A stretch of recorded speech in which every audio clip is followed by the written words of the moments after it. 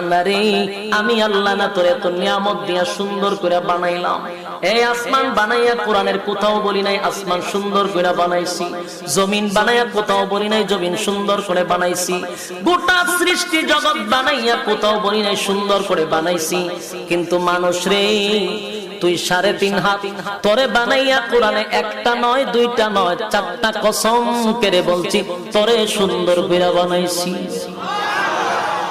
একটা দুইটা না 4টা কসম করে আল্লাহ বলছে মানুষ তোরে সুন্দর করে আমি আল্লাহ বানাইছি। তিন ফলের কসম, জাইতুন ফলের কসম, তুর সিনিনা সিনাই পর্বতের কসম, ওয়াহাজাল বালাদিল আমিন পবিত্র মক্কা নগরীর কসম।